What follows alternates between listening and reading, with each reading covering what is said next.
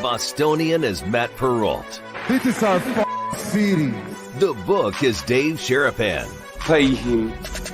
Pay that man his money. Together, they are the Bostonian versus the book. You covered 12. I covered. Follow the show on Twitter at Boston versus the book. How do you like them apples? Bringing you the best insight on sports betting news, Matt and Dave's daily picks, and an entertaining and unfiltered dive into the sports betting industry. Here's Dave Sharapan and Matt Perrault. And here we go.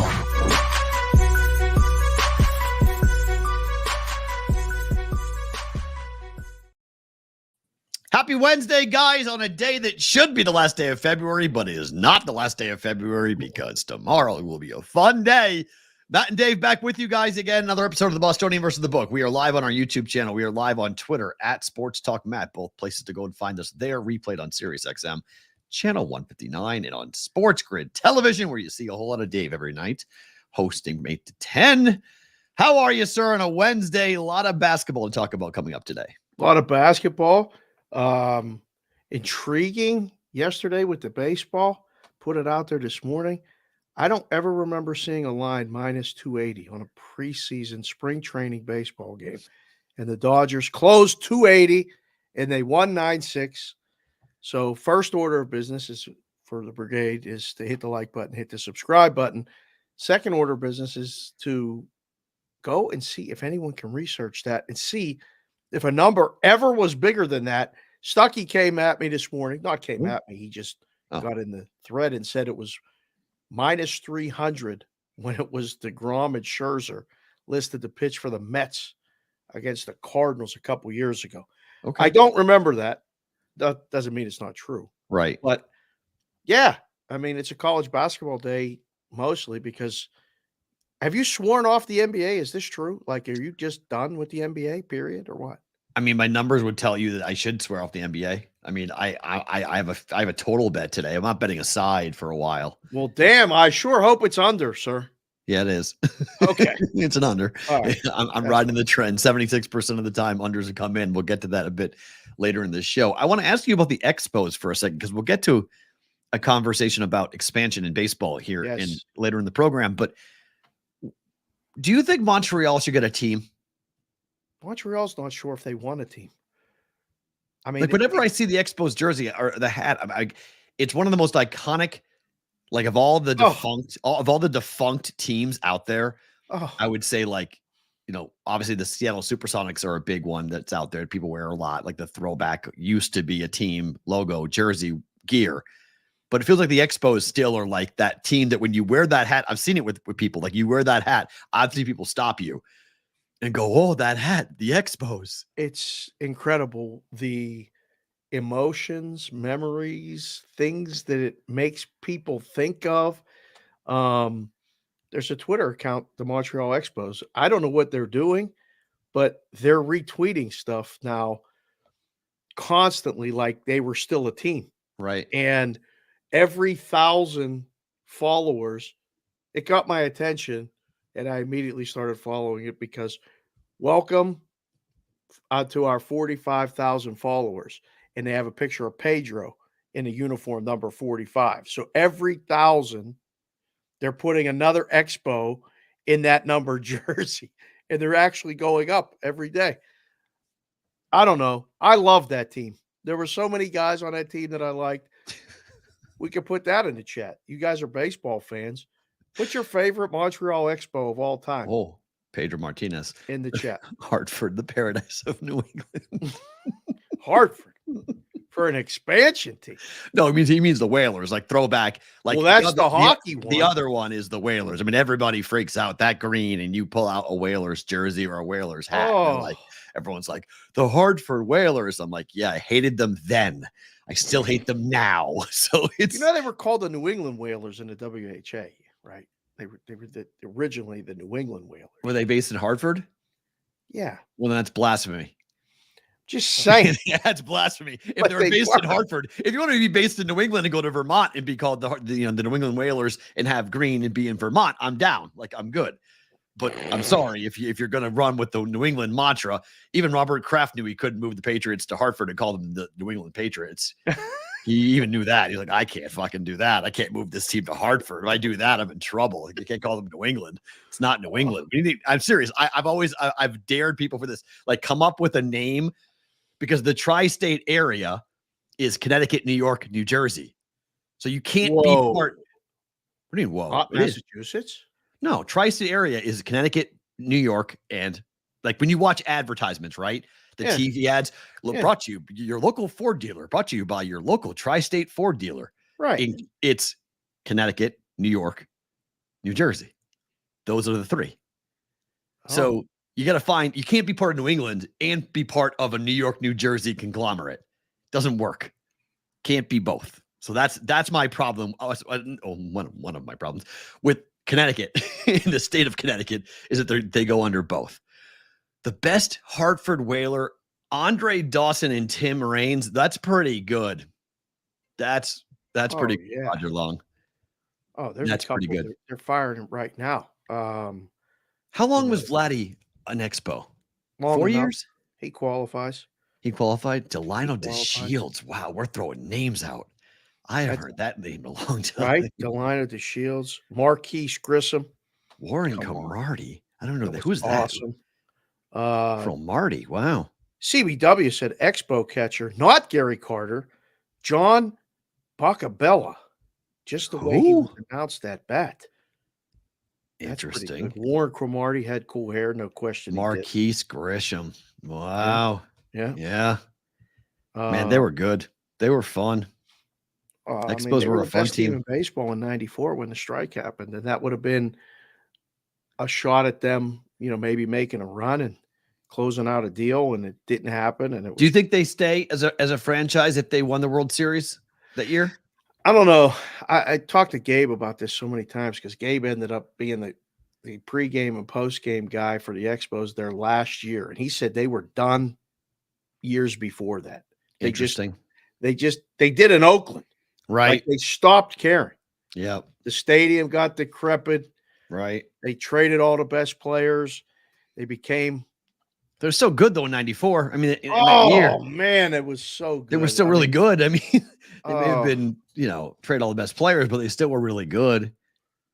I don't know. It's that market that everyone forgets about when we're talking about Major League Baseball expansion, and we'll do that later because everyone's so like Nashville, Salt Lake, Vegas, other markets. But I'm always like, I wouldn't put a team in Montreal, but I think if you reconstituted the Expos, you want to sell gear, you can sell a lot of gear if you put them back. They are still selling the gear. That's true. It's still, whether it's the colors or, like I said, the teams and the guys and the memories that it brings out.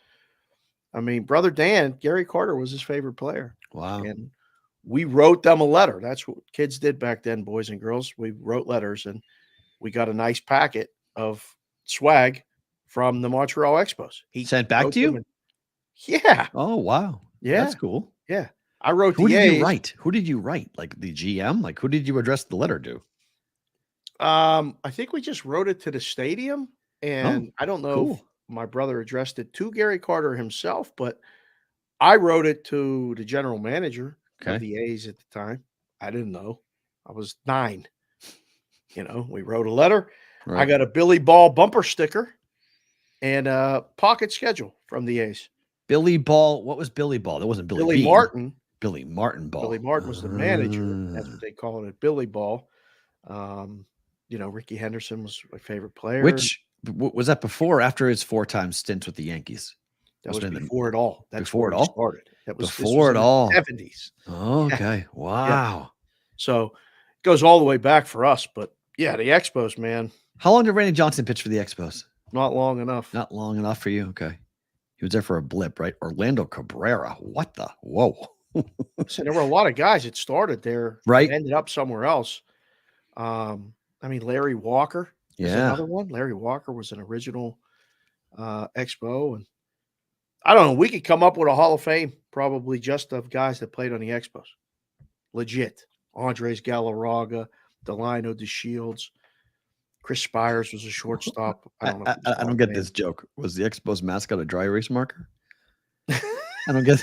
I don't get that joke. What does that mean? Because of the colors, maybe. I don't know. I don't get that Addison's, Addison's riding the high because he just always keeps setting that second period over. You never have to worry about our guy. He's never low. He's always high. He's always up there. He's riding a high, if you know what I'm saying. Multiple ways. He's riding his highs multiple ways. Yes. What happened last night? All right, let's talk about BYU and their win over number 7 Kansas at Fall Allen. That's a 19-game home win streak that gets snapped by BYU. Yeah. And it wasn't just that. Look at this. What happened last night. This is not just one loss. This is an historic loss here. So 82-game home win streak when leading at the half for KU. 67-game home win streak versus an unranked opponent. And 19-game home win streak dating back to last season.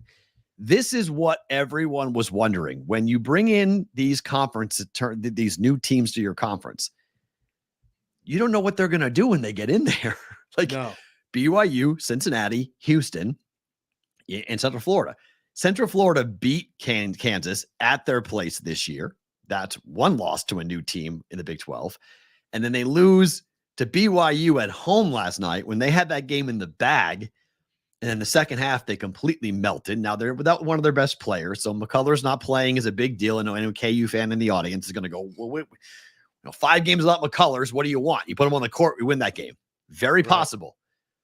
But man, the Big 12 tournament, would you bet that given how crazy it's going to be?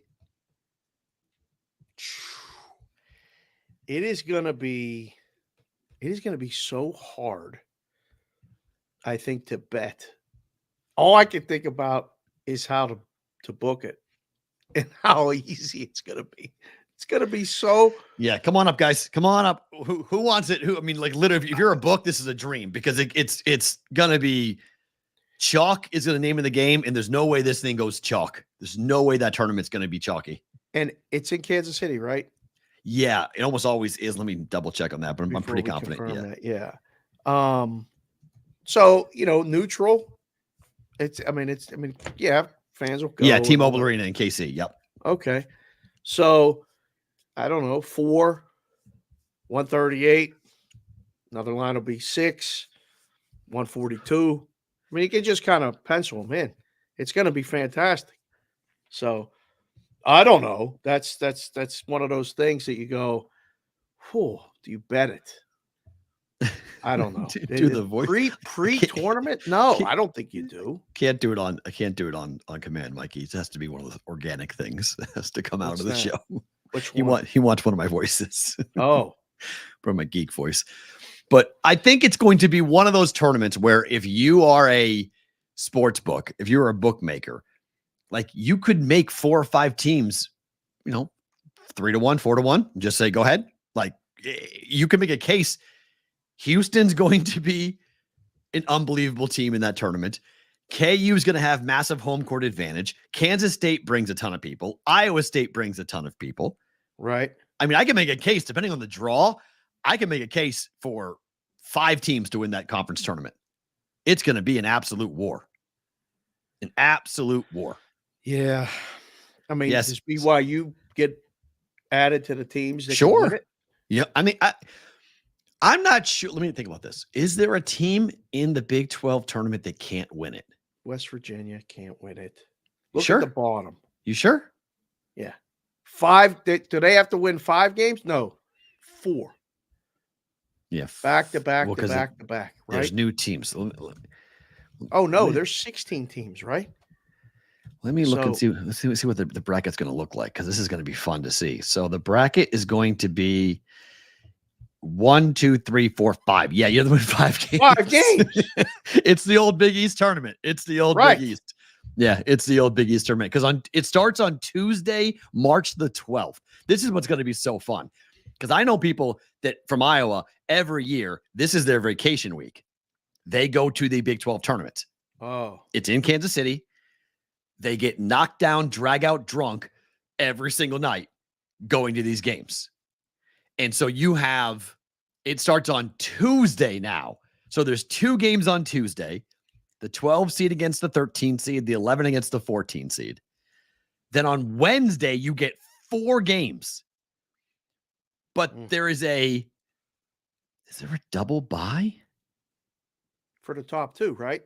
It looks like there's a double bye. Yeah. Holy crap. Wow. That bracket's going to be wild. I'm looking at the bracket now. So the number 1 seed, wow, they don't play to the quarterfinal. The number 1, oh, wow, wait. Top 4 seeds get double buys. How about that? Woo, they don't play till Thursday. Top 4 seeds don't play till Thursday.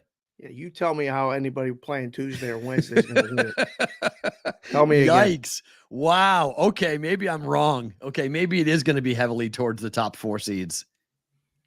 I mean, they got to make sure to get into the quarters there at least. Yeah. So your top 4 seeds at the moment are Houston, Iowa State, Kansas, Baylor. Those are your current One of those top 4 ain't winning it? I mean, I can make a case for TCU. I can make a case for Texas. I can make a case for Kansas State. I mean, BYU's 8-7. I can make a case for them. I mean, get a load of these records, by the way. I mean, I know people are whining about their non-conference, but Houston's 25-3. Iowa State's 21-6. Kansas is 21-7. Baylor is 20-8. Texas Tech is 19-9. BYU is 20-8. I mean, over half the conference has 18 wins right now. I mean, my goodness. Only way with 14 teams. Yeah, it's 14, 12, 8, 4, 2. Yeah, that's what it is. But I mean, that bracket is holy mother. It is the old Big East bracket that we used to see when they used to play at MSG. So in order, like say you're the 11 seed, which really sucks because, I mean, it's a big difference being the 10 seed. But the 11 seed would go and play so you beat the 14 seed. You play the 6 seed, so 11 against 6. Right. And then if you won that game, you play the 3rd seed. And then after that, you'd play the 2 seed. And then after that, you may play the 1 seed. Thanks for coming.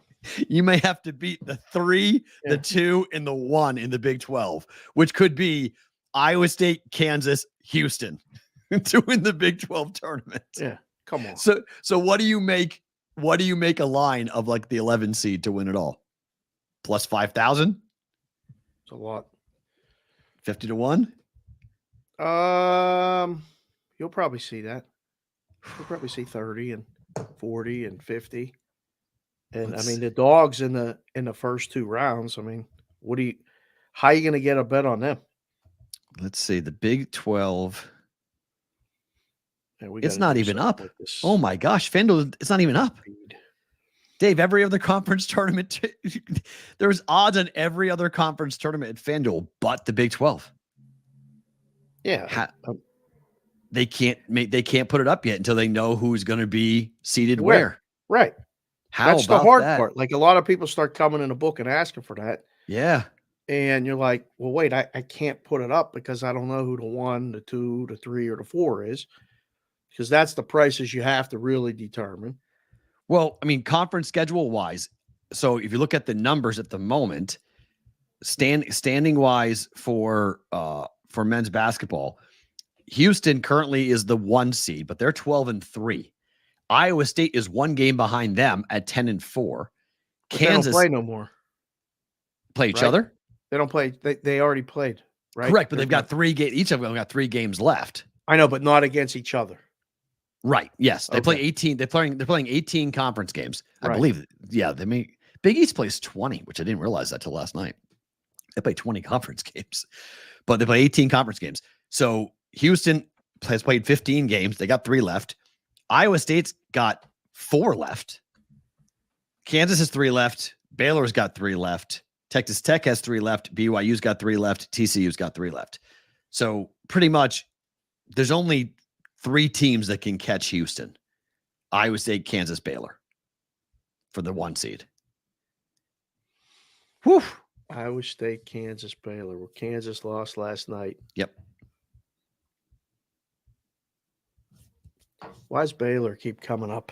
Like, Oh, I would, because they're 9-6. They're 20-8. Dangerous, right? They're dangerous. There's no debate. Dangerous. They're 13-2 at home this year, but they're 3-2 on a neutral. I mean, look, they've got a national championship winning coach. I mean, you got to respect Baylor without a doubt. I mean, Baylor, if they get really hot, they're long, they're athletic, they can score 100%. Yeah, Baylor should be looked at as a team. Where's in the BYU in the mix right now? 6th? They are like 6th, but tied. They're tied for 5th. Texas Tech, right. BYU, TCU are all 8-7 in conference play. What a landmine that's going to be. That whole thing. But if Houston doesn't win it, do they still get a 1 seed overall in the tournament? When do they lose? That would be my question. Their second game. They win the first one and will lose the second game. So semifinal, yes, they're a 1 seed. Yeah. They lose in the quarterfinal, I don't think so. But they lose in the semifinal, I think they'll get a 1 seed, yes. Wow. But there's a lot of debate as to, Purdue is the top seed this morning. They're the number 1 seed overall right now. A lot of debate about Purdue. So how'd they jump Houston? Because Houston, I don't know. How did they? It's Purdue still. Ranking wise, Houston lost. They're 12-3. Yeah, but Houston won their last game pretty convincingly. I mean, not convincingly. They had to go to overtime. Yeah, that's why. Yeah, but we talked about it yesterday. I cut another clip we're going to put out later about the polls and that guy putting Arizona State in the top 10. Oof. These polls are don't mean nothing no more. So according to ESPN Bracketology, whether they know what they're talking about or not, let's just say because, our friend who, we have friends at ESPN who work there and their 4 1 seeds are Purdue, UConn, Arizona, Houston. Their 2 seeds are Tennessee, Kansas, Marquette, North Carolina. Tennessee, Kansas, Marquette, and North Carolina. Okay. So if Tennessee wins the SEC, they may have a chance to go to the 1. They go to the 1 and jump Arizona. So, yeah, I agree that Arizona's not a lock. I would agree there.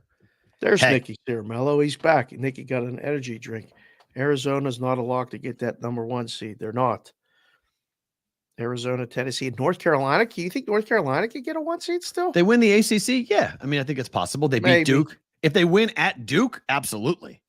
They got to win at Duke, right? Which is going to be really hard to do, right? So they get that win like that. I mean, that's a hell of a win for them. And where's Duke on that line? Are they a 3 seed? Duke is, Duke and Creighton have the same seed at last look. 4.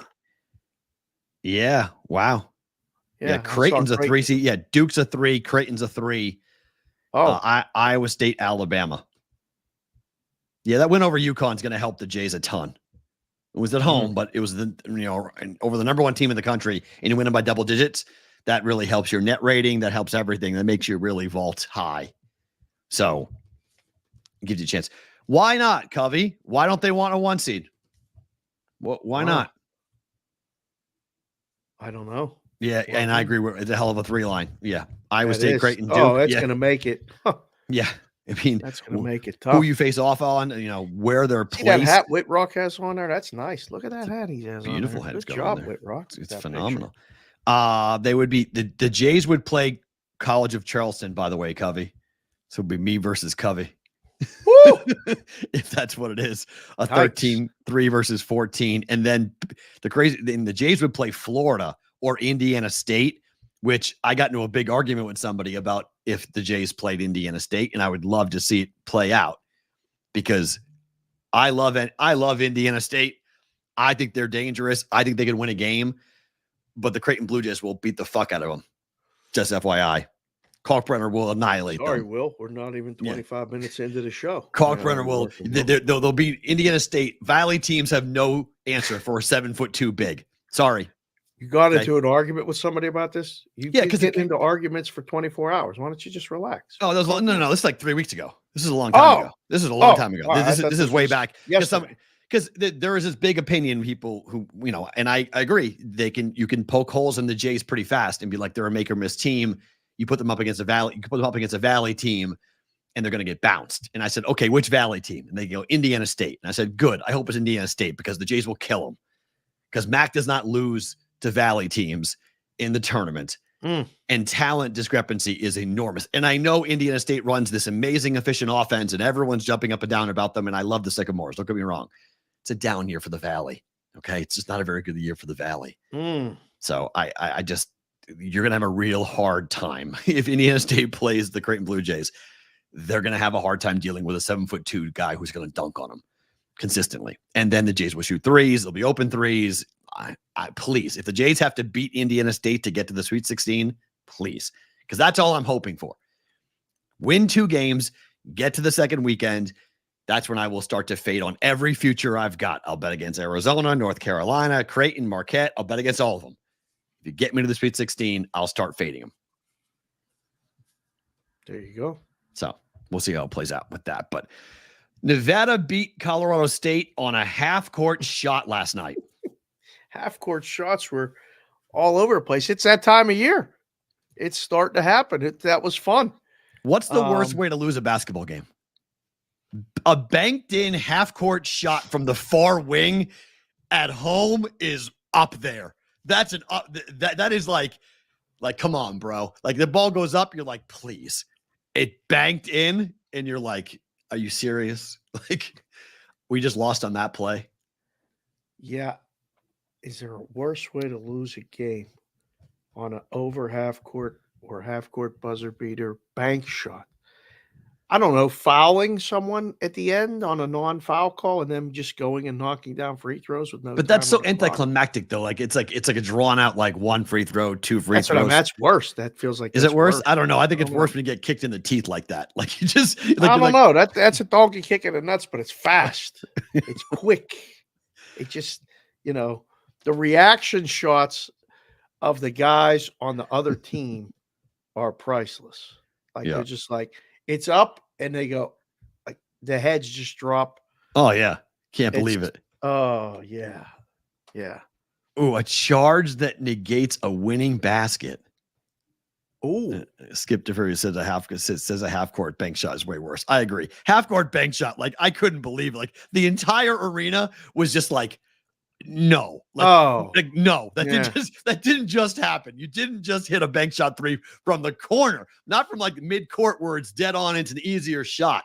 The dude was at an angle and he hit it and it banked it in. But it was tied, right? Like they were going to play overtime. Yes, it was tie game. Yeah, it was going to overtime. So that's not as bad as like being up 1 and then losing on that, right? So the way that the Cavaliers beat the Mavs last night, like this one here. like Max Strauss hits a 60-foot from behind the 3-point line. They're down 1. They just had a bucket go with 3 seconds left. The Mavericks are up by 1 point. They think they're good. Strauss, heave. Nothing but net. Nailed it. Game winner. The sound was like, somebody posted the clip and I tweeted it too. Watched it 10 times minimum and went, wow. Like it goes in, you actually hear the net sound and then explosion in Cleveland. They win a game that I don't know if that. Yeah, catch and shoot's pretty deflating. That's how George Mason lost last night to Fordham. I mean, they had a 14-point lead in the whole second half. And tie game, or they're up by 2. Inbound play with 6 seconds left, catch and shoot 3, bam, they lose by 1. Like I was just like, you've got to be kidding me. Like you have got to be kidding. I was so pissed off last night at the end of that game. I was like, up by 14, George Mason. Like, seriously, guys, like what was that? Brutal. Shade out. I'm with you. I don't want to talk about it either. Yes, I'm with you. It was just talk about George Mason. That was one of those games where you're just like, okay, yep, that's why it's gambling. Right. That's gambling. As much as you catch those breaks a week or 2 ago, you don't catch them now, and they go that way. It's tough. I mean, the basketball loss is brutal. Like it just when you lose the game like that, there's never really it is bad. I still feel that the hockey overtime loss in the playoffs is the worst loss because it's so sudden. Oh. It's just so brutal. It's just like it hurts. Like football is drawn out, like it's a field goal or it's a touchdown, like the way the Chiefs won in the Super Bowl. It's like The drive is sort of like the inevitable. You know what's coming, so it doesn't hurt as bad. In hockey, it could be like literally one turnover. Like everything's going your way. And then you're like, oh no, there he goes with the puck. And there's your season's over and you lose. Like it's a game. That's why game sevens are so crazy in the NHL. Oh, the game 7 finality of the whole thing is different than anything. Oh, it hurts. JR33312, Johnny Parlay just came in and said, rather lose on a last second shot, Nick Anderson versus IU, than ass whooping that you have to watch for 10 plus minutes as the clock winds down. But if it's an elimination game, a last second shot hurts the most. That's interesting. You rather lose on a last second shot? No, I don't think so. I said it before. Like if I'm going to lose, it goes to betting as well. Like pull the trigger, kill me quick. Like I don't want it. I want to know I lost and I can go do something else.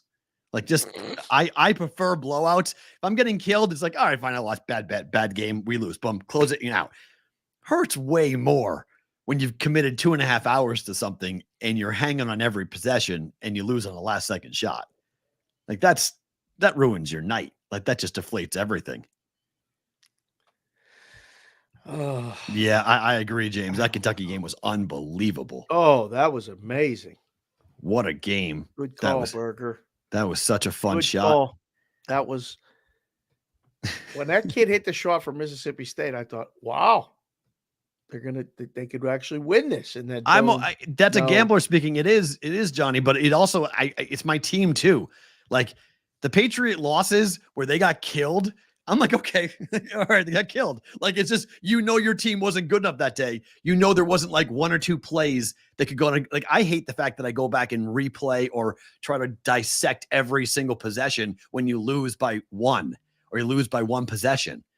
If this call goes that way, if this moment goes, it's easier when it's just, we got annihilated. Like we got our asses kicked. Like there's nothing to argue. Like who's the better team? Those guys, they killed us. Move on to something else. Versus coming right down to it in a 19-year-old misses a free throw in the game, you lose by one. AOWN just came in the chat and said, I've played in a 72-14 loss and a loss on 4th and goal in OT. The 4th and goal hurt a lot more. 100%. Yeah, at some point, it's almost like the 5 stages of grief, like when you're playing and you just accept it. Like it's first you're in denial and then it just, look, we're getting killed. Just finish, let the clock run out and get out of here. It's done. I'd never really been in the stands when that happened to one of my teams. It was always those, like the Penguin losses, a lot of those games were bad. That's an awesome question for the Brigade. What's the worst loss you saw in person as a fan? Bama beat Penn State at Penn State in 1989, I believe. You want to talk about 100,000 people leaving the stadium in complete silence on a last-second field goal. Oh, my God. And I was what's the worst that was loss a real, like, nobody I've talked seen walking home. It was so sad. Really thought they were going to beat Bama that day. I saw the Red Sox lose a wild card game that ended their year.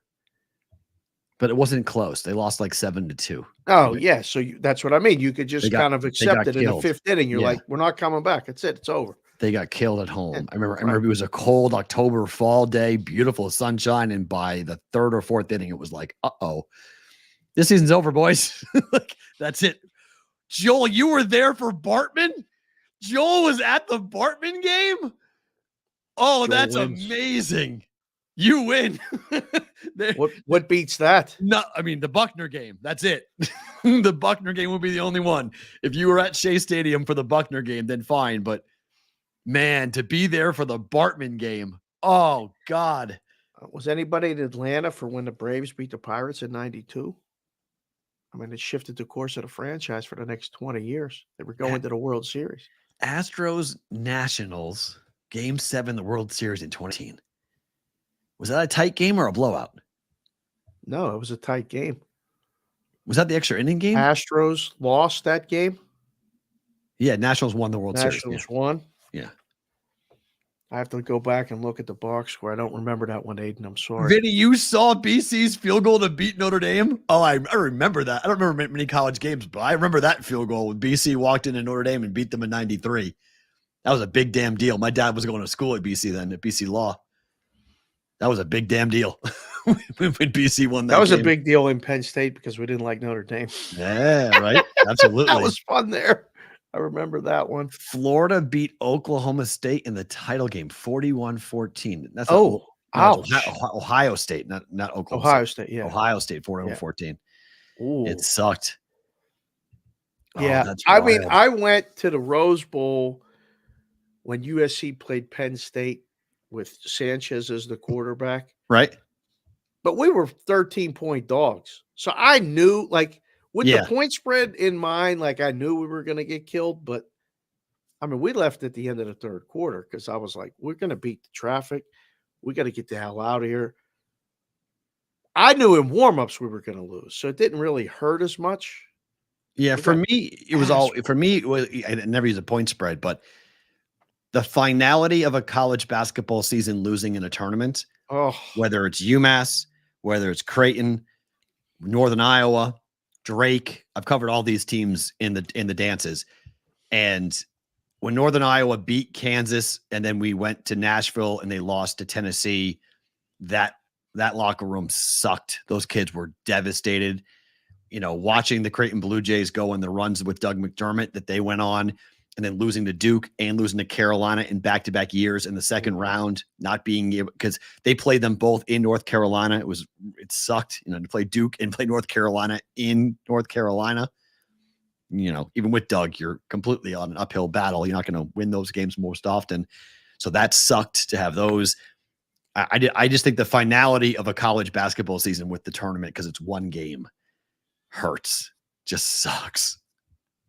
When I think about that, we went to the Grand Canyon Utah Valley State game last year, right? Yeah. And Utah Valley Tech. State. Utah Tech. Utah Tech? Yeah, that's what it is. Utah Tech. Yeah. Utah Tech? Right. Red team, Utah Tech. I remember, but whatever the name was. Yep. But seeing those kids, they were this close to go into the NCAA tournament and they were done. Yep. Like, it's brutal. That end is brutal. Yeah, I saw mostly. I think I have a record of like 4-0 in the Bruins playoffs. I don't think I've ever seen the Bruins lose a playoff game. I think every game I've gone to, they've won, including the Game 7 against Montreal in the year they won the Cup. I saw some teams in the late 80s lose to the Flyers. That was terrible. Lose to the Capitals. That was terrible. Just going home, you're like, I can't stand that team. I can't stand those fans. It was when they finally win, it's that much better.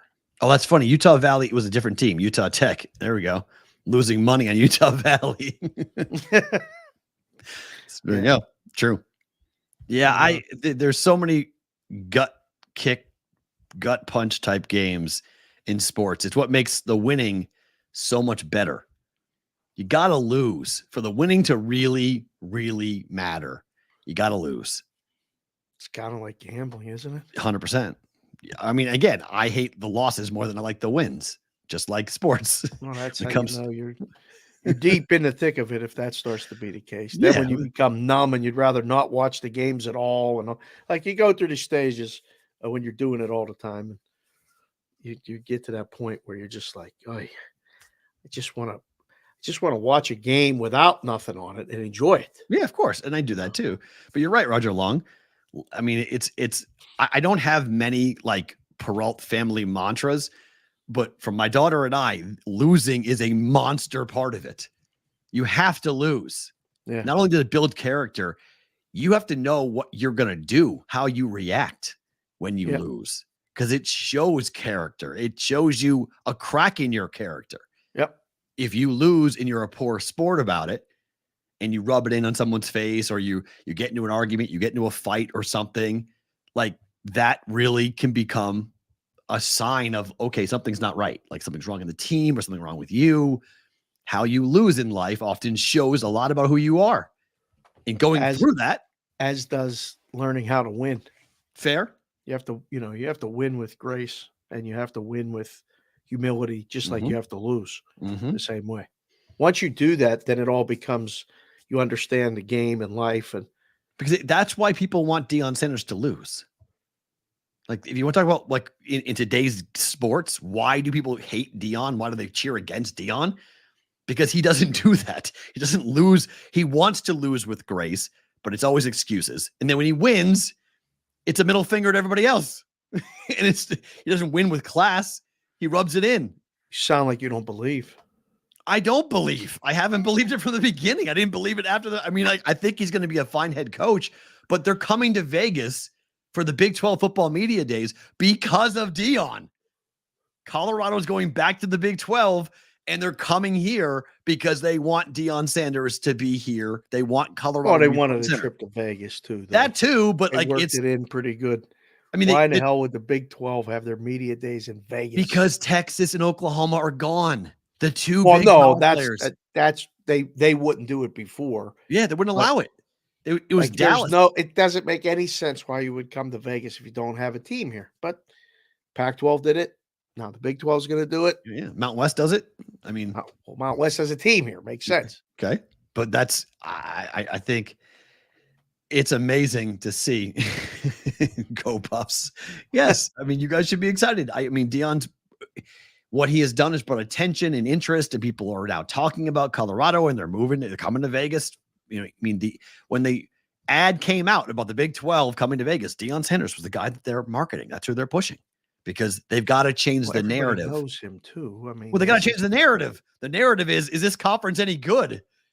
A lot of questions about football, Big 12 wise. Basketball wise, it's the best conference by far. But football wise, a lot of questions about that conference. Yeah. Like no Texas, no Oklahoma. It's a conference full of states. Kansas State and Iowa State. And like, they're all the little guys. They're not the big boys. Right. Texas Tech. Colorado, BYU, Houston, like college basketball wise, hell yeah.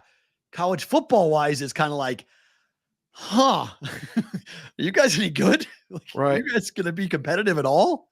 So coming to Vegas helps to change the narrative. It helps them to talk about it in a different way. Oklahoma State, thank you. Yes.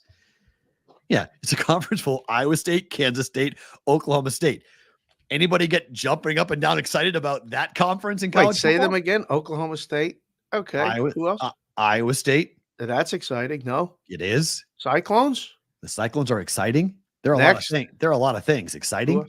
Who else? Kansas State. Purple. I mean, that's good. No. Houston. Football. Cincinnati. Oh, the Bearcats. We're back. And this is I can't really argue with big business. This is why they're coming to Vegas.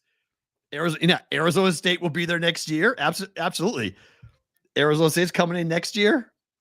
Oh boy. More exciting than Big Ten schools in Iowa. Joe the Fat Panther coming in hot. Yeah. The Iowa people all riled up. They'll still get an auto bid. There's no debating that. But you have, so Arizona State, you've got Texas Tech, TCU, UCF. I mean, these are not like football powers.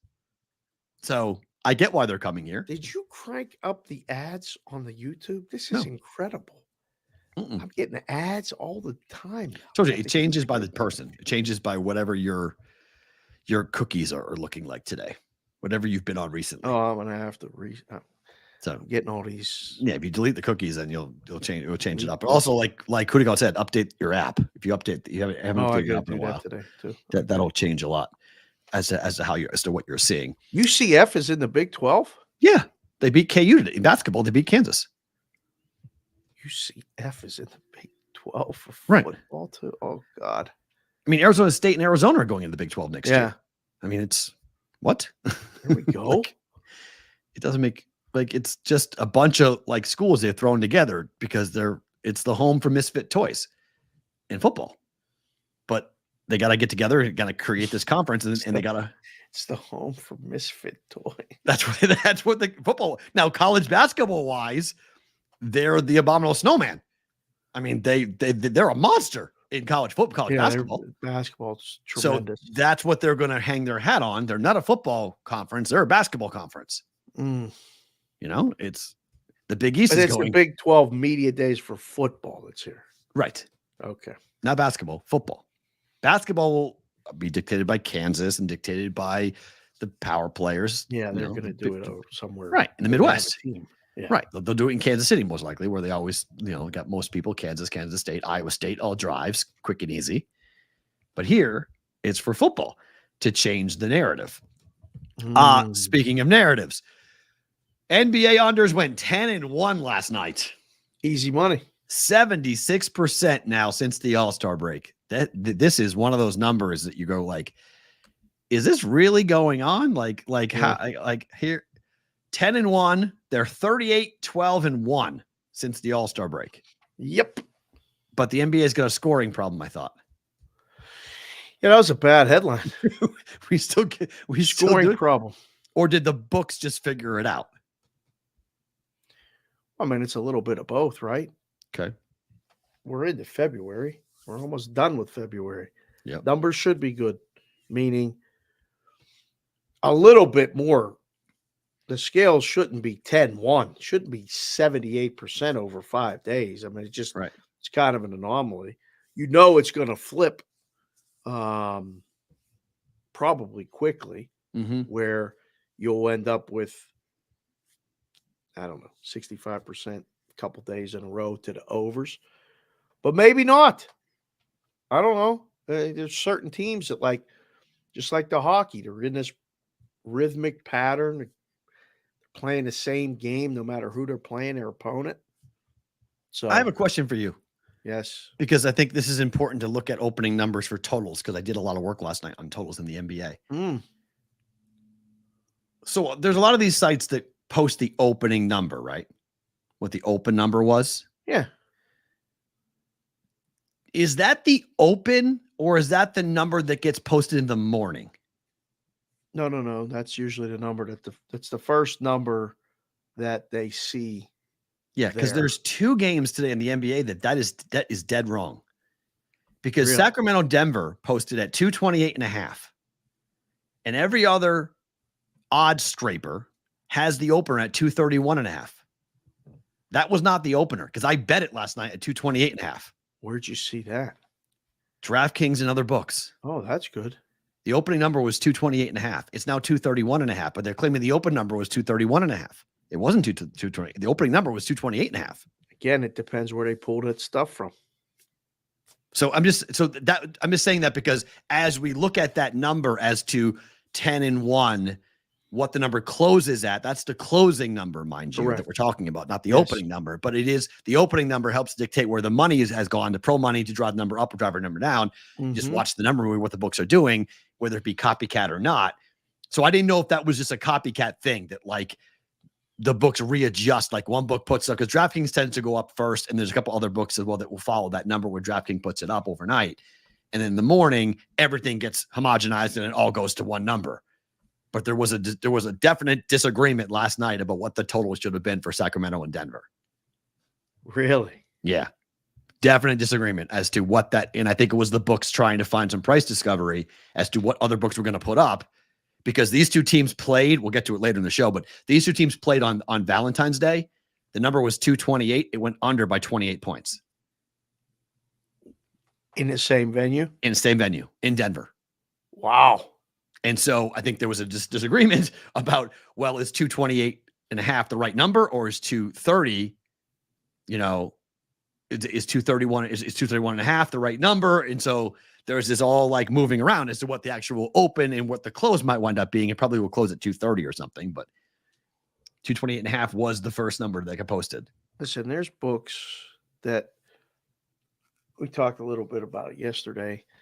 There's local guys that are doing this. There's offshore guys that are doing this. There's legal sports books that are doing this. There's paper heads doing this.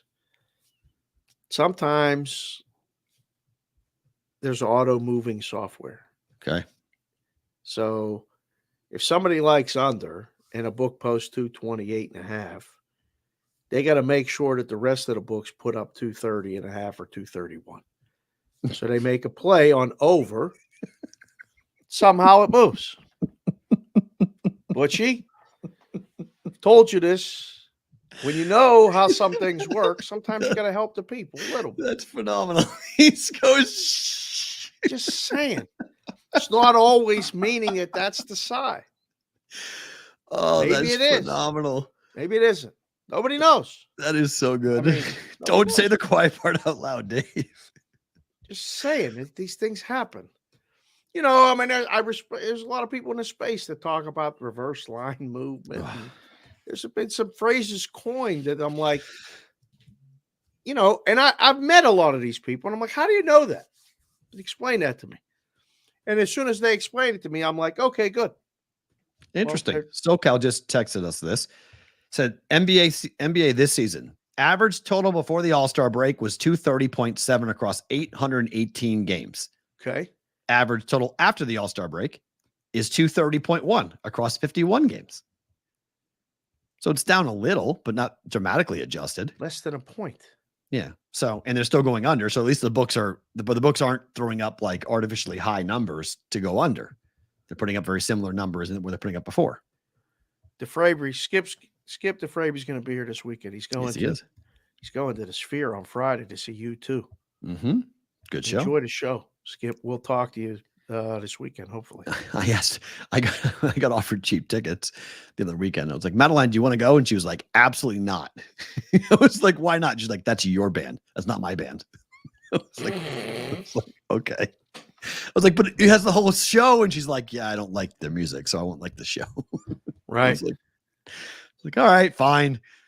I like the music. She's like, I don't like the music. I was like, all right, fine. We won't go see that. I was like, my gosh. I was like, it would be fun to go. I mean, it's worth it. Even don't like you too. It is absolutely worth going. Speaking of trends, 18 straight second period overs for the Dallas Stars. They play tomorrow against the Winnipeg Jets. In case you were curious, you want to set an alarm for yourself on this. This is wild.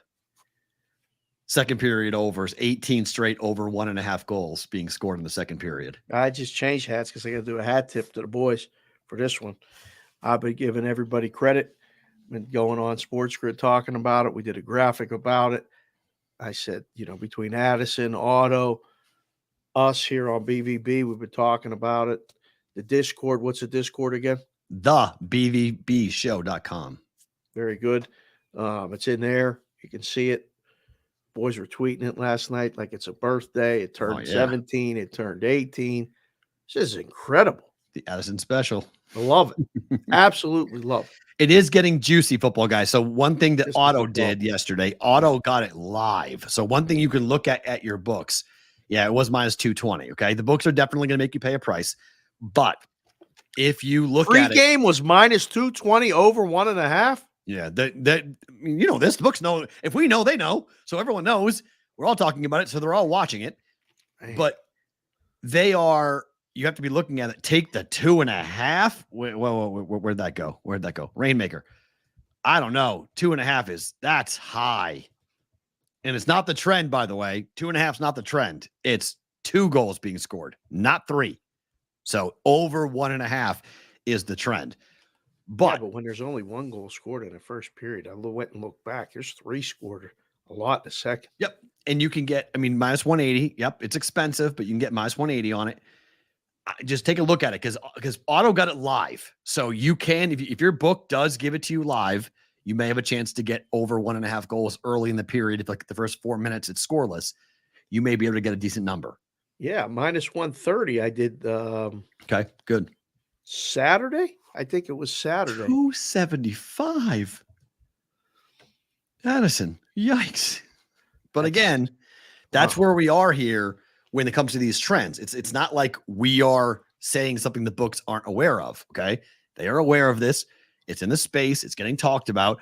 So they can't really put up 2.5 because they put up 2.5. The pros are going to hammer the under and they can really get taken to the woodshed for it. So they're going to put up 1.5 most often and make you pay an absolute premium for it.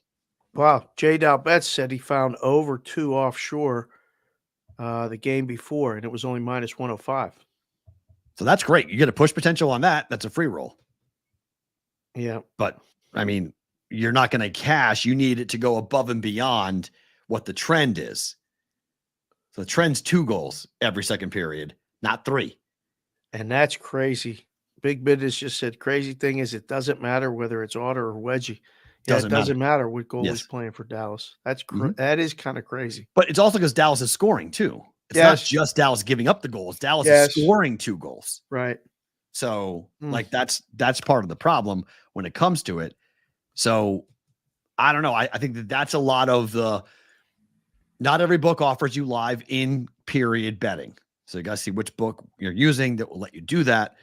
Not every book allows you to bet in-game, individual periods, or even pregame. Sometimes they make you bet it after the first period. So because they want to see how the game is going before they put a number up, they may say 1.5, they may say 2.5. 2 is a decent number. I love 2 because the push potential is real, but 1.5 is the trend, and it's 18 straight. So mark it down. You want to make a play tomorrow. Would you recommend fading or following this trend?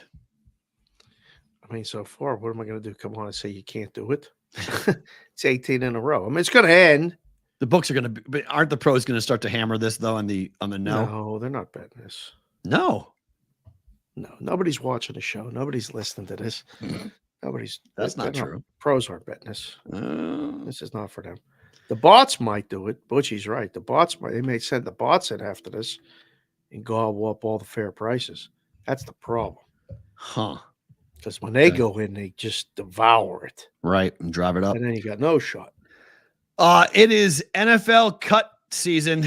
The KC Chiefs have cut MVS after 2 Super Bowl seasons and 2 Super Bowl wins for this. Is this the guy that lined up offsides? This is the guy who lined up offsides. This is the guy who dropped the Hail Mary pass against the Bills.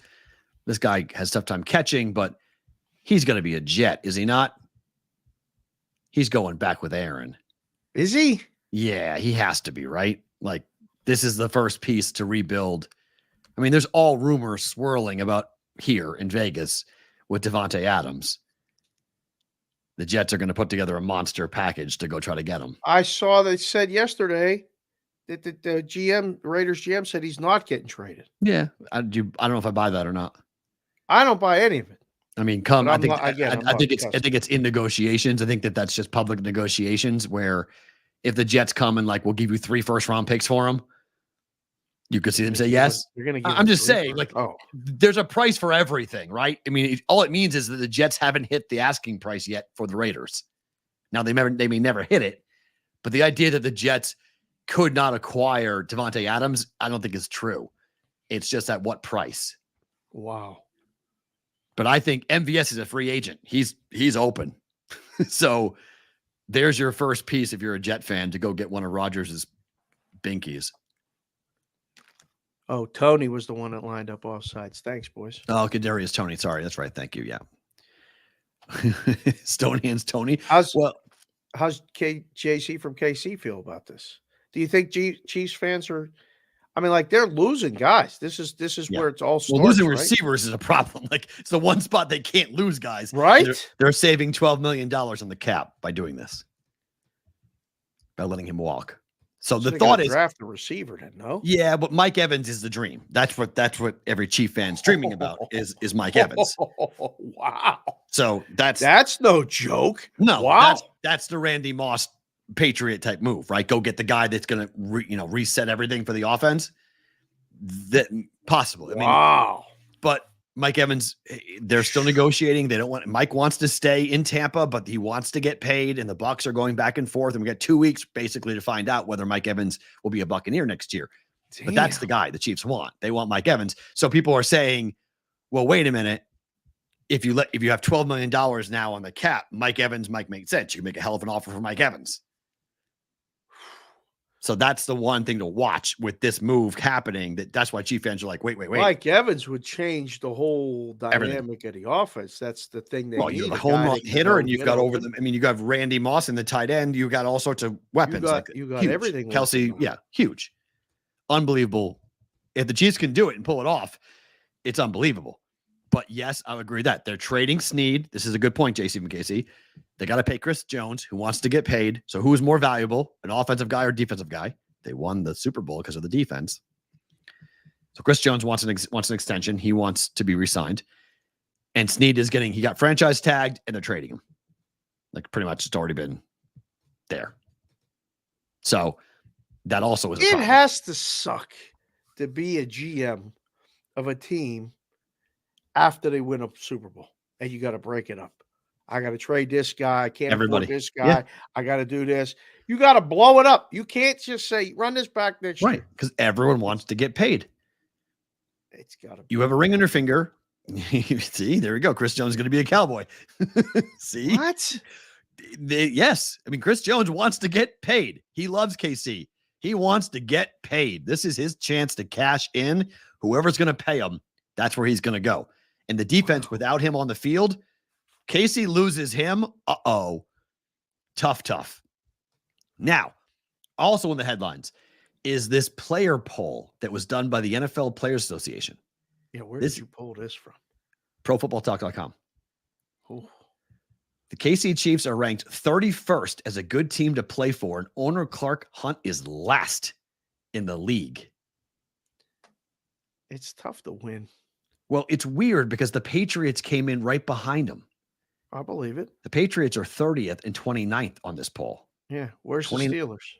I didn't see where the Steelers were, but you can find where they are. Oh, no, I did. Sorry. Mike, A for a coach. They got the vote was Tomlin got an A, and your owner and the Rooney family got an F. Right. So yeah, they're trying to build a new stadium in Kansas City. So this might be help for Clark Hunt and company, because pretty much the comments about KC's locker rooms, their weight rooms, everything in the whole like amenities, the team said after they won the Super Bowl, they all came back and they expected it was going to be a big upgrade. The only thing that changed in their locker room where they had chairs versus stools the year before in the locker room. If you could pick one or the other, which would you pick to be in your locker chair. room, a chair or a stool? A chair, of course. Stools are nice. They are, but you have to engage your core. And after a game, I don't want to be like working out. I want to be sitting back and lounging. You need a back. You're You right. need a back. You need something to relax in. You need something to take the weight off. Put that in the poll for the boys and girls to vote on right now. In our locker room, the BVB locker room, you want a stool or do you want it's a folding chair now. It's not a luxury recliner. It's a stool or a folding chair. Yeah, they had a chair. It was like a cushy, nice chair that was in the locker room, but it was still like a desk chair. I don't know. It was kind of like that. Yeah, kind of like a desk chair, like something that leaned back. It was supposed to be nice. It was supposed to be like a nice chair. Okay. On that, but Clark Hunt, I just found it interesting. Like they win the Super Bowl, they're still really looked down upon. Patriots are awful, still being looked down upon. It's like, I don't know if you want to have your team be really like, I don't know. It feels almost like it doesn't matter if the players like you or like your facilities or not. Like it doesn't really matter. It doesn't matter for the on the field stuff. No, it's no real difference. Like the players are going to play. They may like it to be different, but it doesn't really have anything to do with whether the team's going to be good or not. Do we need a poll in the locker room? They said. Oh, special guest. What are you guys talking about? Got to get dressed for the game in the locker room. I have no poll in the locker room. Yeah, the Steelers were 28th. Thanks, Joe. Overall, they were 28th. Yeah. In that. But owner was F. Coach was A. I mean, good. I mean, some decent with the Patriots. Belichick actually got a decent grade. He got like a C from the players, which is, not that bad. Right. So I mean, it's going to be interesting to see if this helps the Chiefs get a new stadium, because if I'm Clark Hunt, this is exactly. Do they need a new stadium? You've been to Arrowhead? I have not. 100% the new stadium. It looks incredible. Oh, on no, TV and they're so engaged and it's a big home field advantage. 100%. They're going to go corporate and spread it out, luxury boxes and all of that stuff. They need what? Money. They need it. Arrowhead is a throwback. Arrowhead is a dinosaur. That thing needs to be put out to pasture. That thing is really. It's that. Oh my it's not God. good. Press box sucks. Seats suck. Suites suck. Parking's the best thing about it. It's like old school. They have a huge parking lot. Right. Huge, gigantic parking lot, which is great for tailgating, which is what KC fans do better than anybody else in the NFL. Sorry, Buffalo. And they from sun up to sundown, It is all about tailgating. Yes, I completely. It's all about the tailgate. Are they going to build a stadium if they do it right near the old one? Yeah, because the Royals are going downtown. So they're going to demo Kauffman and they're going to build the stadium where Kauffman is. They'll play. Okay. They'll play while it's being constructed. They'll play at Arrowhead, and then they'll move and they'll demo Arrowhead for more parking. Okay. But they don't want to leave the space because the parking is such a key component to the fan experience. Right. So like when you go to Royal games, you tailgate like you're going to a Chief game because it's the same parking lot. Oh, okay. So people go there and like they hang out and they don't go to the game a lot at Kauffman. They'll go to the game, but they'll go to the parking lot to party and drink. And so the Royals want to have a home field advantage. They want to have a new ballpark and they want to build it downtown where fans can go and walk to bars and restaurants and have it be more of like a urban setting. So that's what they want. They're asking the county for money and they're trying to build a new stadium and, back-to-back Super Bowls. They're trying to get it done. But Clark Hunt's like, I'm not putting money into Arrowhead. He's been pretty adamant. Like, I want a new stadium. I don't want to put money into Arrowhead. I want a whole new stadium. So him getting dead last. Wow, it's 51 years old. Arrowhead is. That's did not incredible. Know that. Wow. Yeah, it's super old. I mean, the press box is like a throwback. When you go into it, you're like, what the hell? You ever been to the press box at Dodger Stadium? No, I've not. It is. It's that old though, isn't it? Isn't it so 1960s? Old. 1960s, right? It is tight. It is small. Yeah. It's different. Like, but it's such an iconic place. Like the Dodgers changing Dodger Stadium would be so. I don't know. And they got more money than what they know what to do with. Like they would be a team. Okay, we're going to build a new stadium. Yeah, it's LA though. Where do you build it? Right. That's the problem with LA. LA it's not convenient, really, for anybody. There's nowhere to put it though. That's the thing. Like they built Dodger Stadium, got built, and they built up all around. they like hemmed it in, so it couldn't go anywhere. It's crazy what they did with that. I don't know. I guess to upgrade all the amenities. Wow, I didn't know that they were trying to get a new stadium. I didn't realize Arrowhead was that old. They have such a good home field advantage there. Yeah, they lose that sometimes. This is a good point too. They're trying to a reimagined Arrowhead Stadium, if they can, but there's also an opportunity to build a whole new stadium. Like there's this conversation about a reimagined Arrowhead, but also build a whole new one. Like just go ahead and just build a new one for the same cost you're going to do and like put lipstick on a pig. Just go ahead and build a whole new stadium. CBW is like our news hound. He is. He's everywhere. I love what you're doing, CBW. Syracuse winning last night was good too. I was thinking of you the whole time. When they got last night, so yeah, I needed that W. Yeah, that was good. But thank you for always pointing out these stories you're doing. So the Jets have once again granted permission for Zach Wilson's agent to go and try to find a new team for one Mr. Zach Wilson. Hold on. Does anybody want Zach Wilson? Here's the question. If you're a team that needs a quarterback, your team needs a quarterback, my team needs a quarterback. Anybody want Zach Wilson? I'm good, bro. You? I'm good. I don't want to be there. Like, I don't know. It's nice of the Jets to say you got permission. Go ahead. Seek a trade. What does that tell you? You ever have a boss tell you should probably go get another job? I wish I was told that. I'm in radio. You're never told that in radio. You're always the last one to find out that you're out. Really? Oh, you're because when you're on the air, you have the microphone.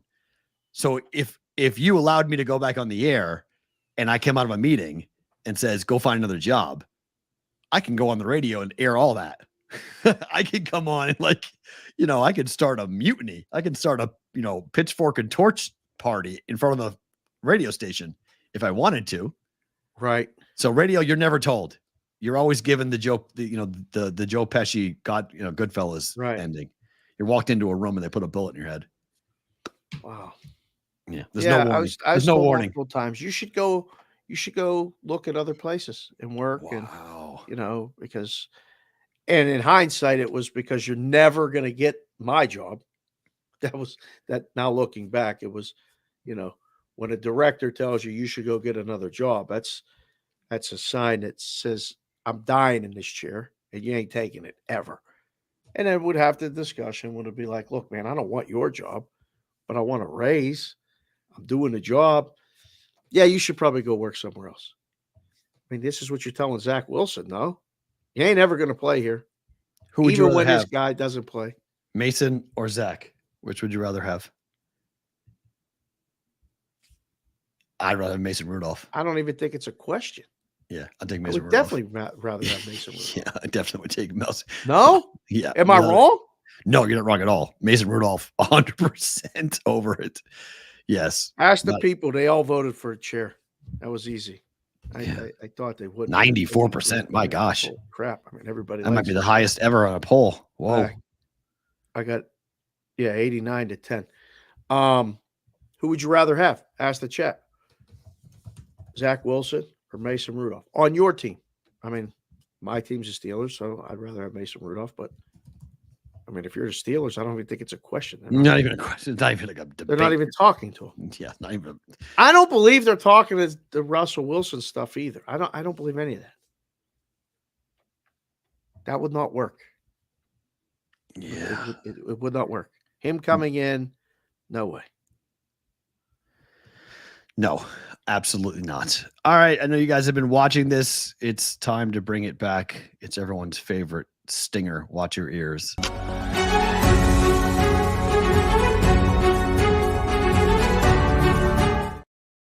Ohtani watches back.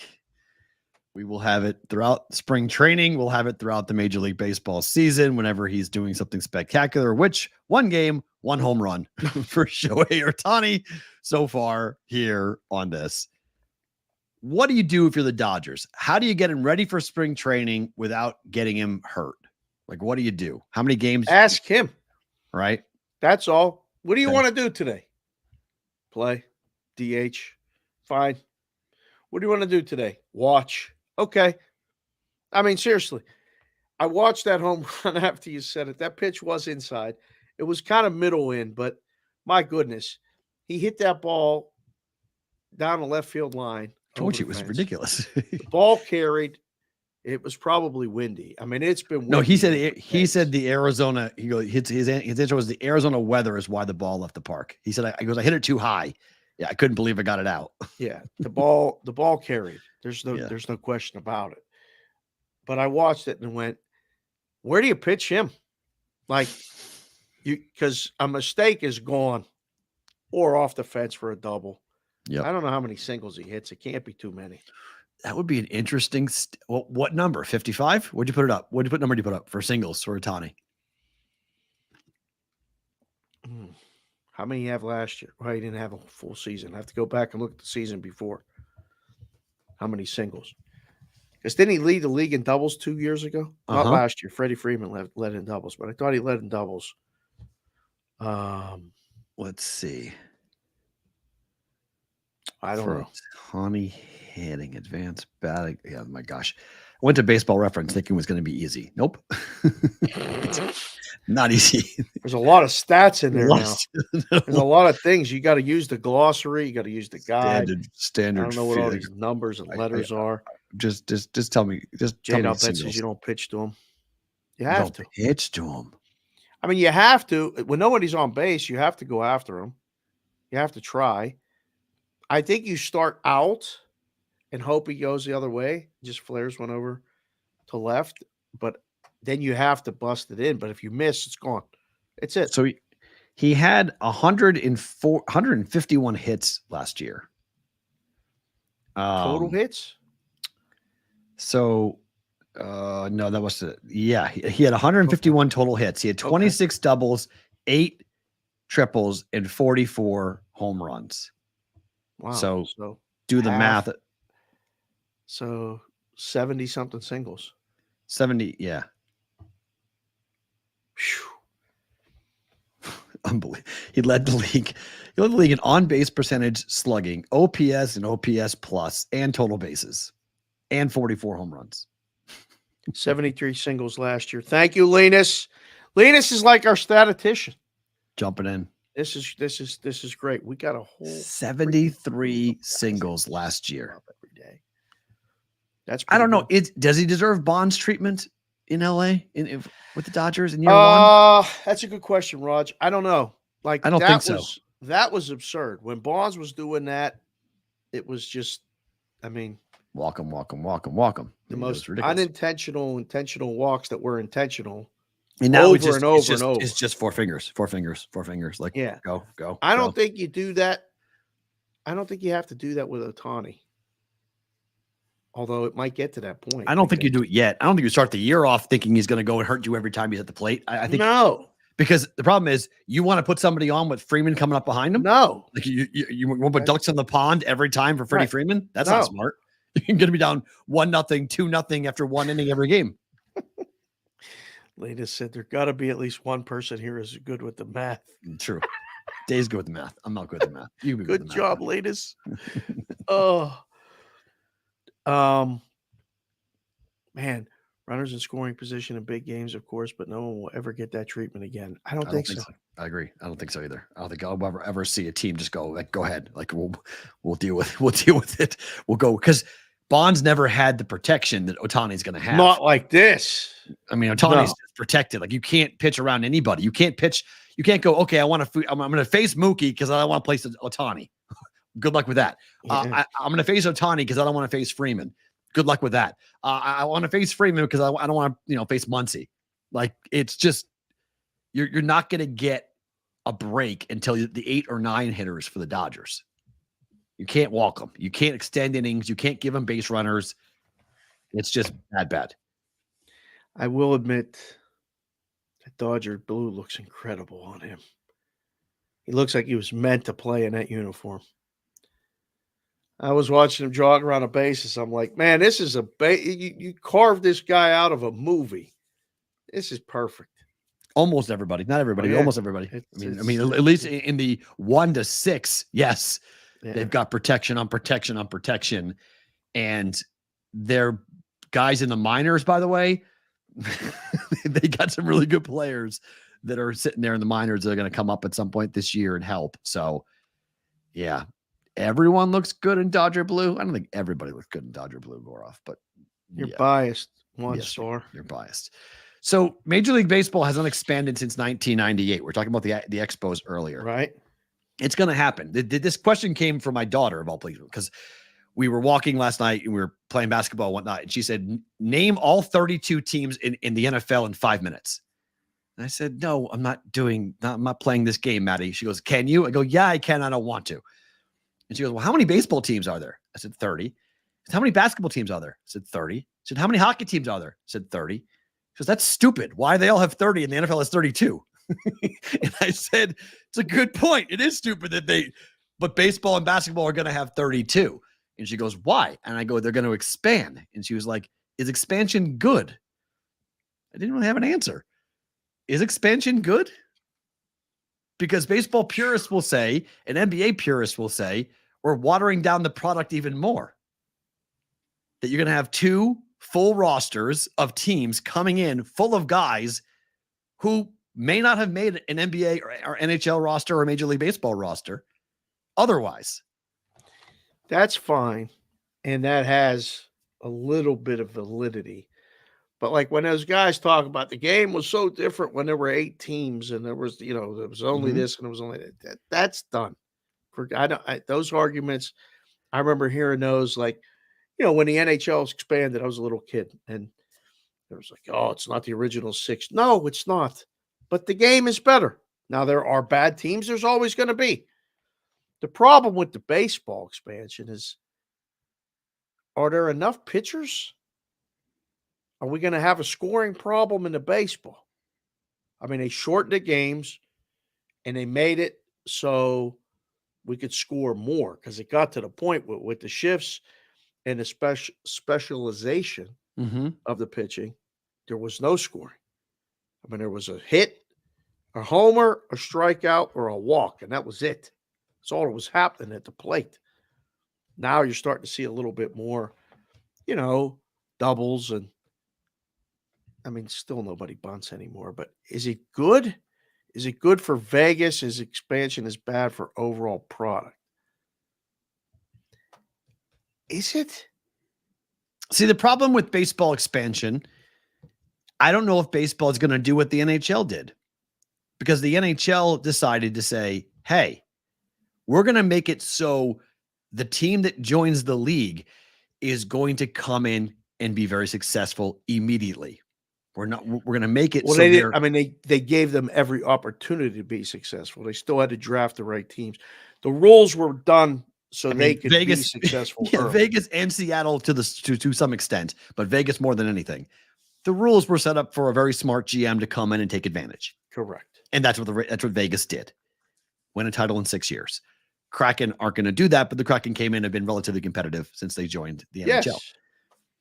It wasn't the same. It wasn't, but now we've got 2 more teams joining Major League Baseball, 2 more expansion teams joining Major League. And football guys, right? There's not enough pitchers now. Right. And now we're going to be adding another 2 full staffs of pitching to come into Major League Baseball. And I think the markets also matter. If it is Salt Lake and Nashville, I'm cool. I think that works. If it goes elsewhere, I mean, that's where I brought Montreal and other opportunities. Realignment will be a thing. We'll have to move teams around. The NBA is going to do the same thing with Vegas and Seattle when they come in. And so the NBA will have 32 teams. The NHL is going to have 30. And that's not going to sit well with them if they're the only ones at 30. And NBA and Major League Baseball are at 32, along with the NFL. Right. They're going to add 2 more teams at some point to go to 32 to keep up. It's good until it's not. Like when it waters down the product and makes it just add another bad team on a schedule in a city. Like CBW tagged us in another story that was on Front Office Sports about Winnipeg's having trouble selling season tickets. Yep. They moved from Winnipeg because they were having trouble selling season tickets. They went back. And they went to Phoenix. Yep. And I was there when they got there. We got partial seasons. I went to the playoff games, the whiteout. It was incredible. It was downtown. It was great. Some developer says, let's put it out in Glendale. People will drive. They didn't drive. Like, it's a long way. And then the team got bad. And now they could move from Arizona tomorrow. They're playing a 5,000-seat arena, trying to get another new arena, and then nobody going to the game. So what did they do? They put a team back up in Winnipeg. Right. And now they're asking about, they got Bettman going there to solicit local businesses to try to drum up support to sell more season tickets. When you really need to address the elephant in the room. 32. NHL has 32. Sorry. So they added Seattle and Vegas to go to 32. Made it 32. But baseball and basketball have 30. They gotta consider, somebody put it in the chat, shorten the regular season. They're never going to do that. They should do that. For which sport? Baseball? All of them.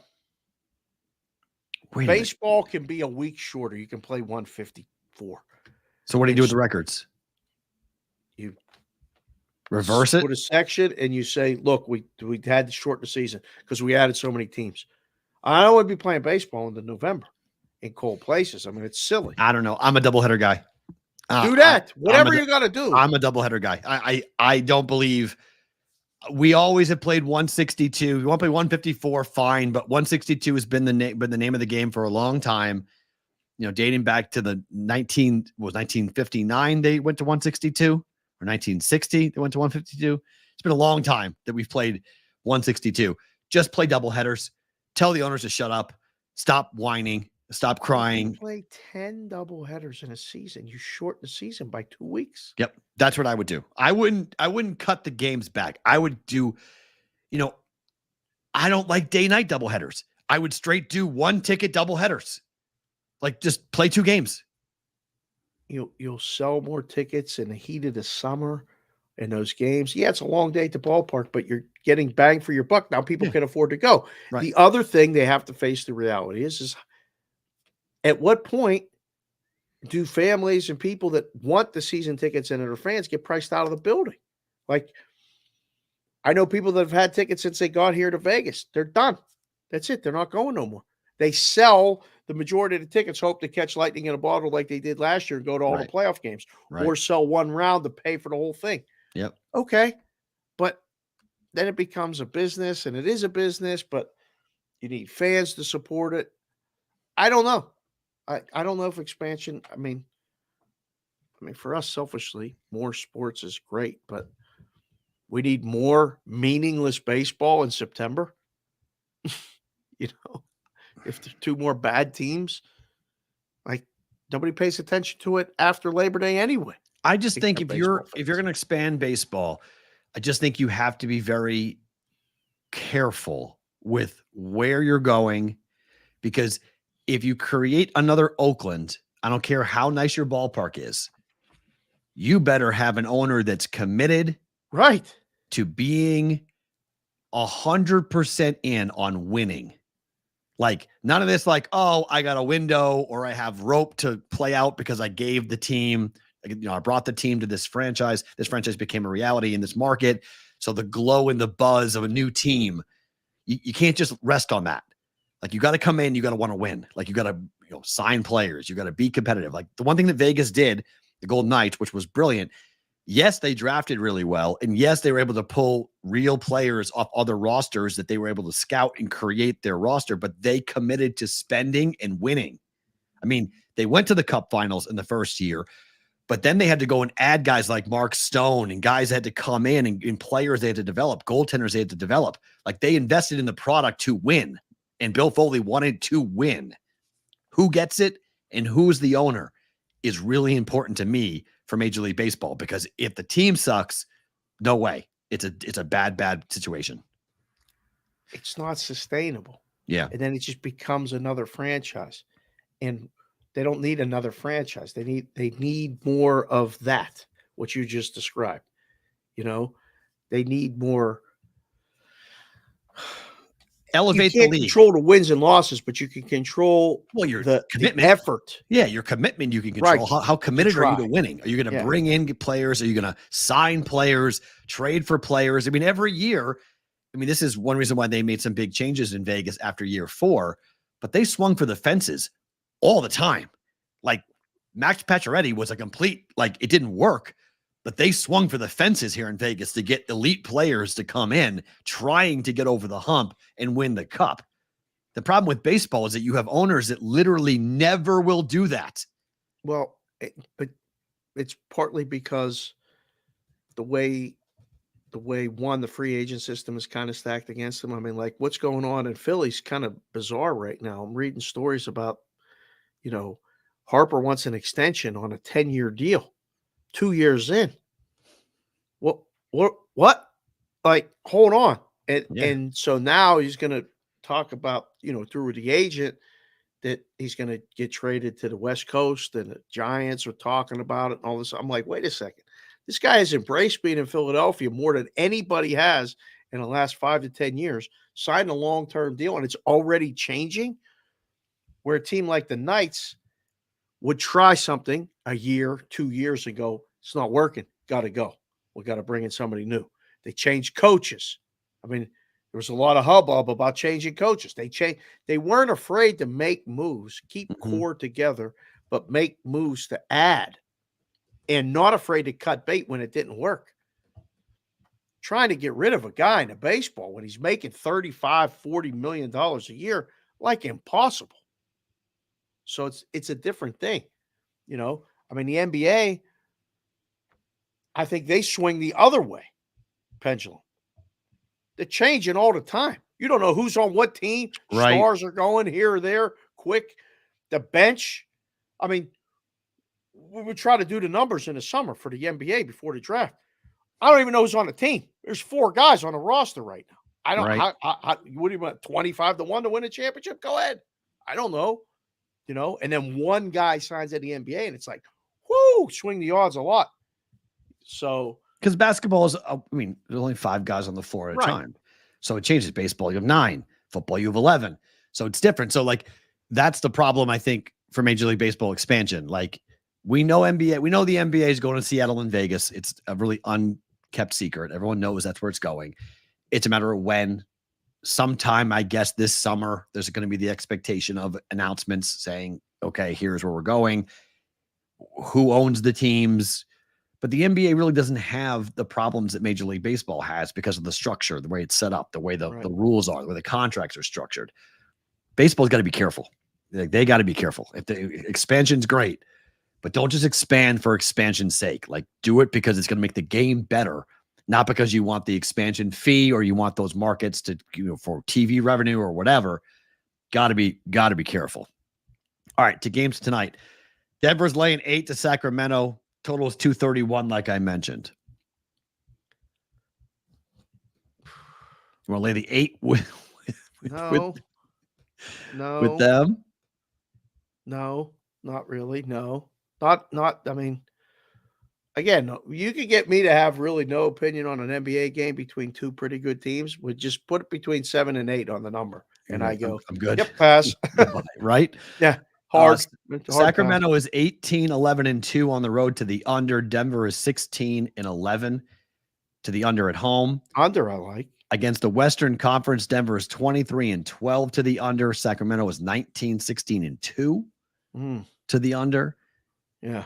But 7-2-1 to the over for Sacramento over the last 10 games. So these two teams played 2 weeks ago, went under by 28 points. So dog. I mean, the first look would be dog and under. Yep. Clippers are laying 3.5 to the Lakers. And it's not even a question. You know Clippers. how I feel about the Lakers. Clippers, right? It has to be. Yeah, I agree. Yeah, it's. Why is it only 3.5? Because LeBron hasn't been not officially playing for the Clippers. Because LeBron has. Well, Paul the other George day about the Knicks, and then Paul George didn't play. Nobody played. Yeah. We were doing the show. It was 3.5, 4, closed 6.5. They lost by 15. Yeah, Paul George is out Oh, for the Clippers. Yeah. So that's why LeBron's out. Paul George is out. Still like Clippers personally. Under possibly 2, but Lakers haven't been playing a lick of defense lately. So that's the problem with the Lakers. It's probably betting the under in the Lakers game. 3.5. Wow, I'm surprised this line's this low. Yeah, Lakers, they're technically the road team tonight, but Yeah, that's always fun. right. I got to go to one of these games. 20 and I've never been to 12. a to the Lakers Clippers game. Lakers on the road are 20 and 12. If you buy this being a road It's game, not a road game. Stop saying that. They're in the Well, same building. They go to the Clipper- same locker room. it's Clippers They just changed the floor and the lighting. labels outside. in the lighting. That's it Oh, because they do that dark lighting for the Lakers. for the Lakers. Oh, yeah, that's Yeah, right. That's the only difference between the two. Yes, Caitlin Clark plays tonight too. Yes, next game is the game everybody will watch. She'll break the scoring record next game. Not this game. What scoring record? She just broke one. No? That was the women's one. Oh, I think she'd break the all-time college scoring. basketball scoring record, career scoring record. We next Wow. game. She's 51 points away from it, Jeez. I believe. So she plays at Illinois tonight, right? For her tonight, I don't know who they play. Illinois, I believe. Tonight. Mm. I was looking for a number. Addison, nobody cares. Sorry. No one cares. Lewis Hamilton. Who's that? F1 writer. Yeah, it's the Pistol Pete scoring record she's going to break. Wow. Yeah. Okay. Yeah, she got 3 games to get 51 points. She's getting it next game. It's against Ohio State.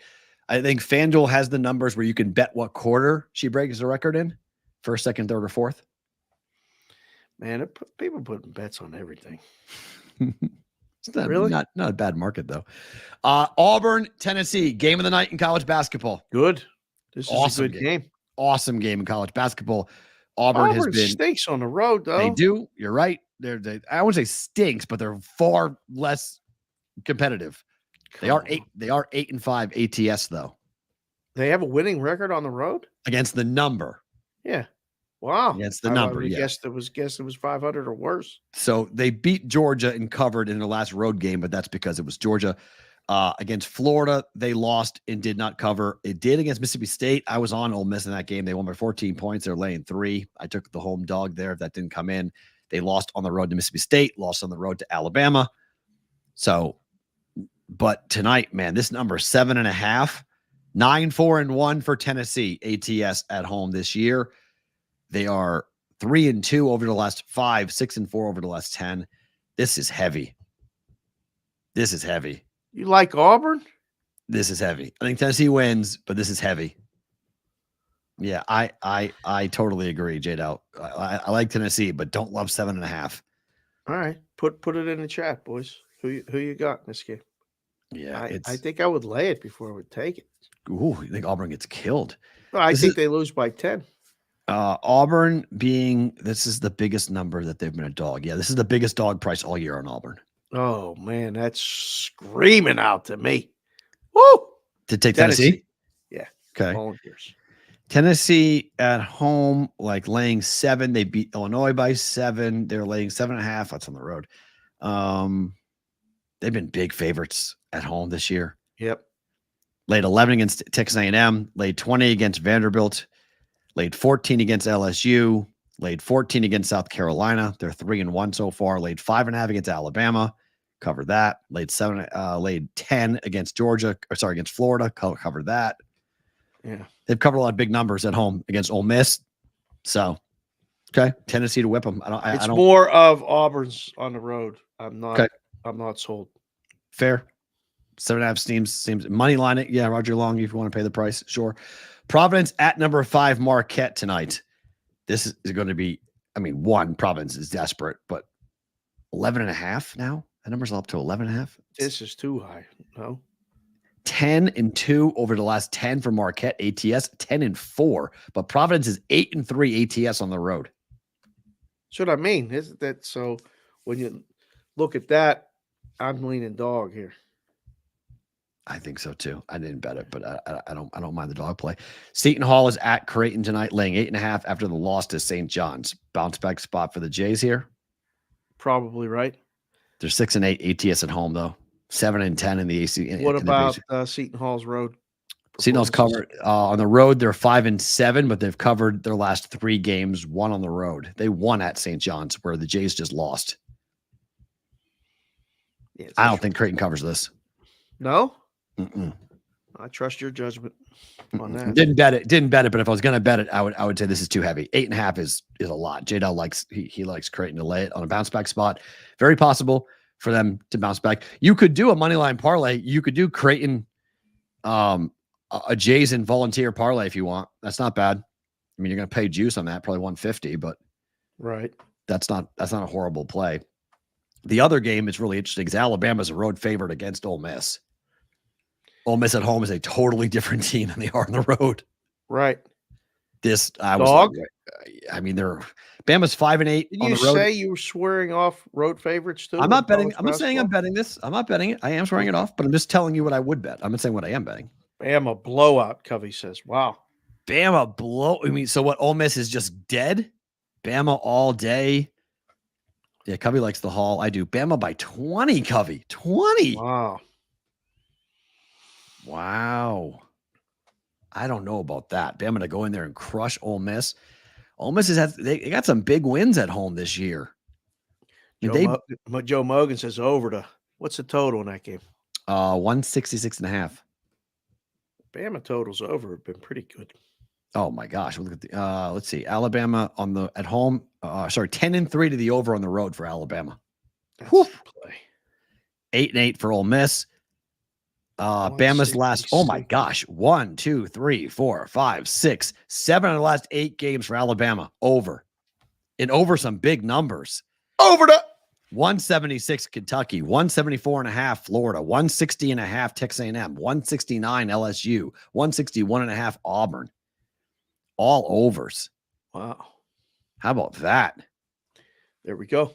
8-2 over the last 10, home or road. Okay, I'm down. You guys may have talked me into that. I may need to bet that. I like that bet. I like that a lot. Yeah. All right. Let's ride there. And then finally, South Carolina ranked on the road dog. A&M is the last team in the tournament, according to Joe Lunardi. Oh, they're going to bet them, huh? Bubblicious. Yeah. This is a bubblicious game. Yeah. A&M needs this in a big way. 134 is the total. South Carolina is 10-2 on the road ATS. Covey says bad matchup. He's in South Carolina. I like dog, but I didn't bet it. I get the point though. Number is 4-9 A&M ATS at home this year. Ugh. Last 4 games they haven't covered. They've lost them all. I mean, they are leaking oil in a big way. They need a win. And this is pure desperation for the Aggies tonight at home. Complete and total panic mode for them. Man. Open to 3.5, right to 5.5. Right. Tough situation there. Yeah, I don't like that game at all. Tough. If you guys are with us live on Twitter and YouTube, don't move. If you're with us on SiriusXM or on SportsGrid, thanks for being here. We appreciate you guys being here every single weekday and on Saturdays for SportsGrid as well for us here with BVB. We're back tomorrow, same place, same time for you guys live. Do not move. Bonus time hits you right now.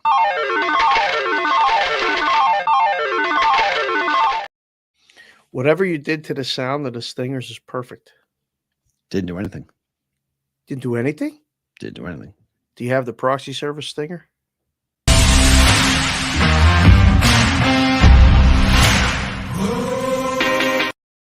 That was a little louder. Told you I didn't do anything.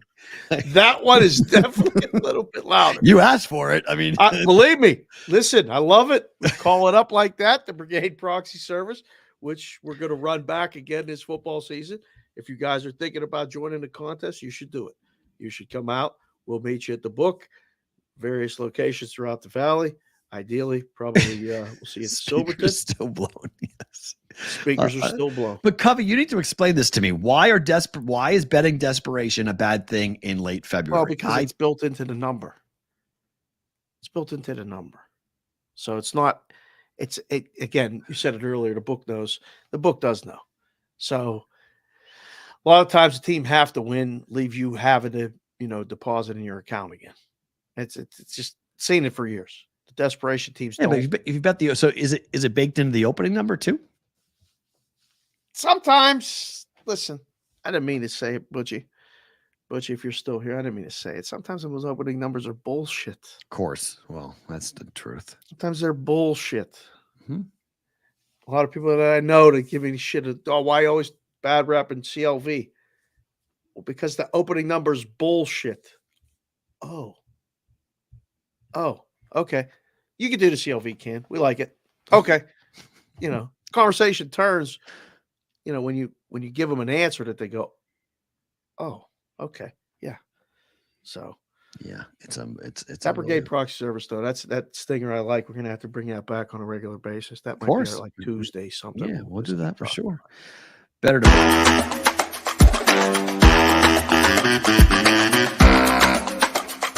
string. I like when you string the stingers together like that. That's fun. You get that little smirk on your face. You like to push those buttons. I love it. It's fun. Okay, 3 bets for us going here. Let's start with Arizona State plus 12.5. What? At home against Arizona. We're taking the big dog here, a team that lost by 45 points on the road at Arizona less than a month ago. Oh, yeah. They're 8-6 ATS at home. Arizona State is 10-7 ATS in the Pac-12. They're 4-1 over their last 5. They're hot covering numbers. And this is a team that just beat Washington State, the same Washington State team that Arizona lost to. Devils plus 12.5. Better to book it. Oh, pain. Right now, your picks suck. True. But not really in college basketball. I'm just 500. I'm just treading water. It's everything else that's killing me. I like this one though. It's too high. It's too high. It's a rivalry game. It's too high. No. I mean, Arizona could blow them out again, but it's set up. This is going to be a tight game. Can Arizona lose? Yes, they lost to Oregon State on the road. Yes. 100% Arizona can lose this game. The last time I bet against Arizona is this big of a dog was against Oregon State. They were 16-point dogs. They won outright. Yeah. They lay eggs. And in rivalry games, Arizona's 12-12. They're going nowhere. This is it. They're going to play the Pac-12 tournament and the game's going to be, and their season's over. They're on to the Big 12. Bet it. Second bet, Butler, -1 at home against St. John's. This is where I disagree with Covey. This is desperation central for Butler. Have they played already this season? Yes. And St. John's won at St. John's. easy. Pretty easy. I think it was 16 points. Let's see. They beat him by 16 points. Yeah. How long ago? It was the 16th of January. No, sorry. That was hold on. Oh, that was a while ago. It was the in January? second of January. Oh, this is one of the first conference games. Yes. Okay, so toss that out. Okay. Is Rick wearing a white suit tonight? No, he's on the road. This is at Butler. This is Thad Mata's going to wear the white suit tonight. Thad Mata needs to be the one wearing the white suit tonight. Butler. I think Butler's the side. They gotta. It's just desperation. It's just they're hanging on by a thread. Their tournament hopes. They gotta get a W, and I think it's a buy low on Butler, sell high on St. John's. St. John's has covered one time in their last five games, and that was the win over Creighton. That was the win over Creighton, which was the last game, right? Correct. But on the road, Georgetown didn't cover. Providence didn't cover. Xavier didn't cover. Seton Hall didn't cover. Butchie just blessed it. Deuces, Butchie. Butler is the side. Oh. Dare I make it a B squared play, Butchie? I don't do it too often. We got to get P-Rod out of a little bit of a funk. People coming at him in the Discord channels and all this other crap, all this other shows and all this shit. I agree, Covey. It's going to get everyone on the Johnnies. Number will get everyone on the Johnnies. We want to be on Butler. Of course. Home team. All right. Sure. We ain't done it for a while. Ooh. B squared Butler. Ooh, Bucket. look at that. All right. And then Make sure finally, she was listening. finally, we're going under 228.5 Nuggets and the Kings. NBA under. I mean, unders are good. You can get a better number. You can get a better price than I got. You can get 231.5 right now. Right. You can get 3 point better than I got. So if you like the under. 32.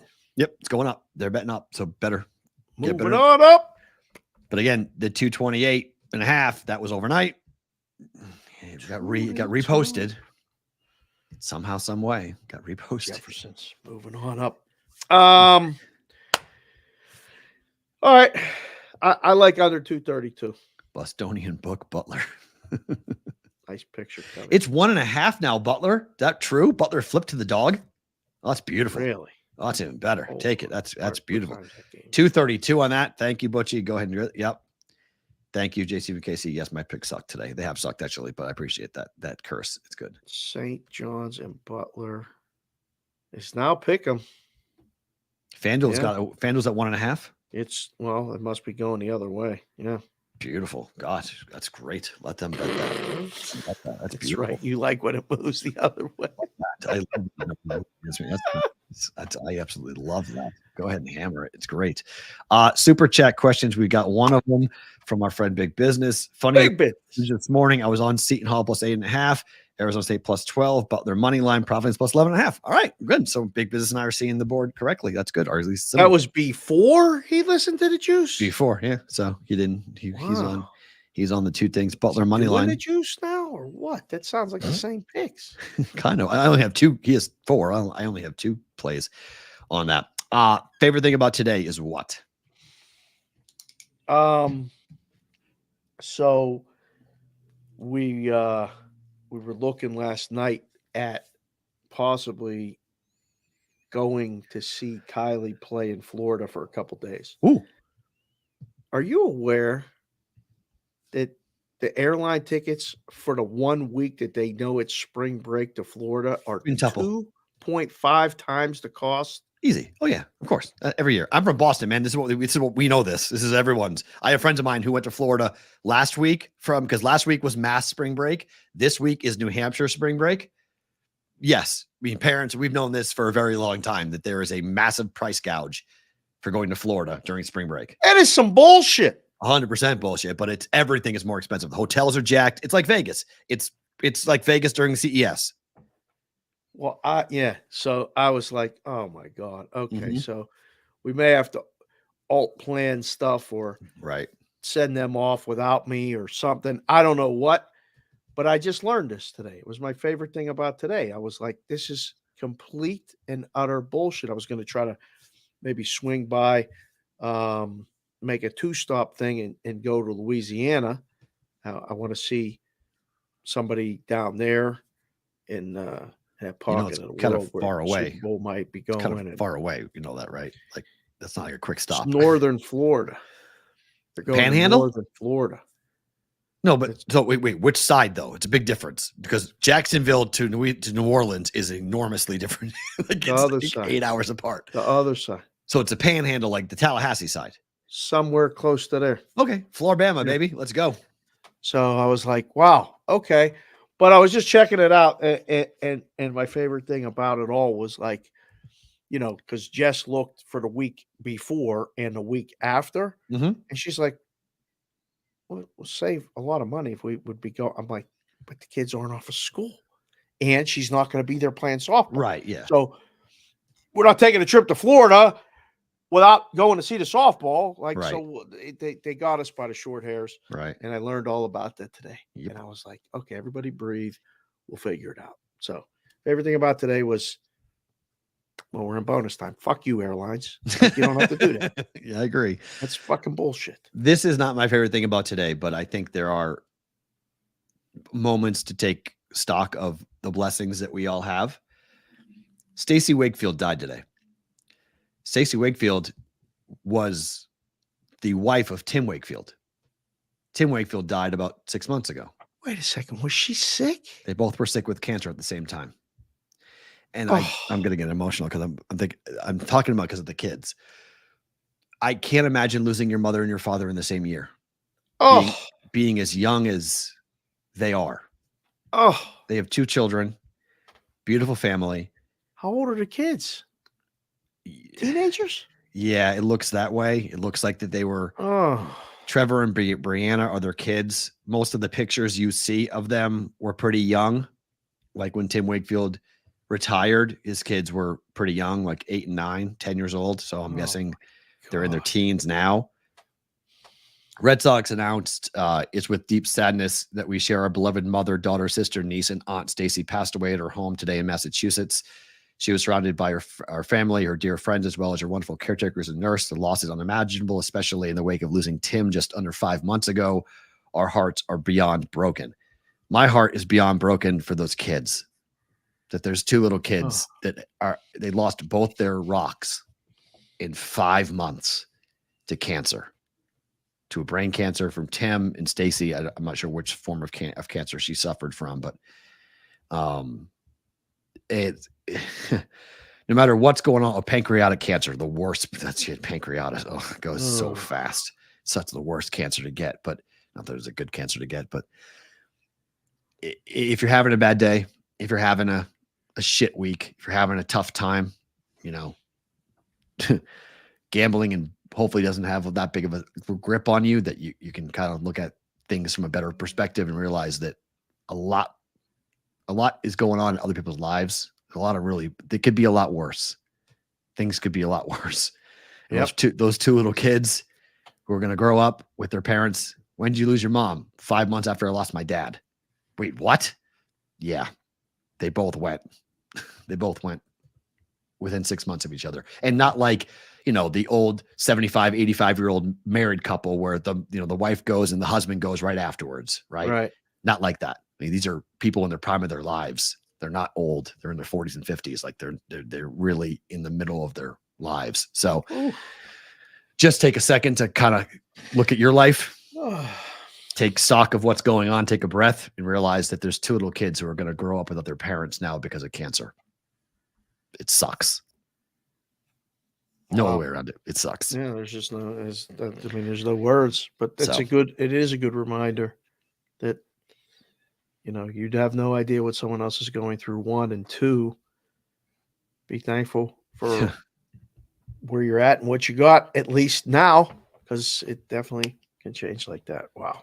Can you imagine both your mom and your dad fighting cancer at the same time? I mean, it's hard enough with one parent sick. Both of them sick at the same time.